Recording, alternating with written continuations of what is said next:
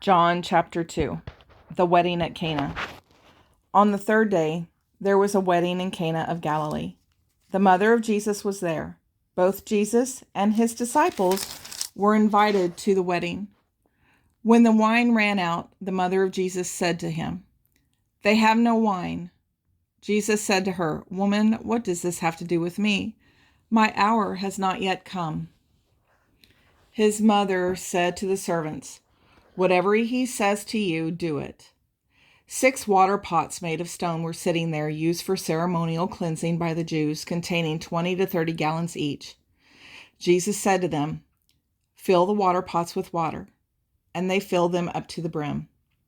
Then he said to them, "Now draw some out and take it to the master of the feast." And they took it.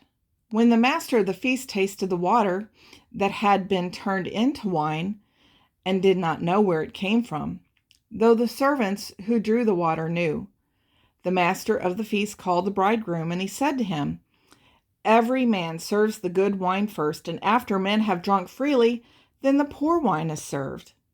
But you have kept the good wine until now." This, the first of his signs, Jesus did in Cana of Galilee, and he revealed his glory, and his disciples believed in him. After this, he and his mother and his brothers and his disciples went down to Capernaum. They remained there a few days. The cleansing of the temple. The Passover of the Jews was at hand, and Jesus went up to Jerusalem.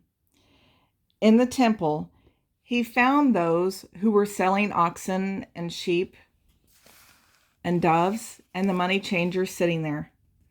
When he had made a whip of cords, he drove them all out of the temple with the sheep and the oxen. He poured out the changers' money and overturned the tables. He said to those who sold doves, "Take these things away. Do not make my Father's house a house of merchandise." His disciples remembered that it was written, "Zeal for your house will consume me." Then the Jews said to him, "What signs do you show us, seeing that you do these things?"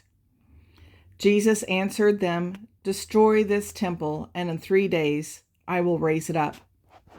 Then the Jews said, "It has taken 46 years to build this temple, and will you raise it up in 3 days?" But he was speaking concerning the temple of his body. Therefore, when he was raised from the dead, his disciples remembered that he had said this to them. And they believed the scriptures and the word which Jesus had spoken. Jesus knows all men. Now, when he was in Jerusalem at the Passover feast, many believed in his name, when they saw the signs which he did.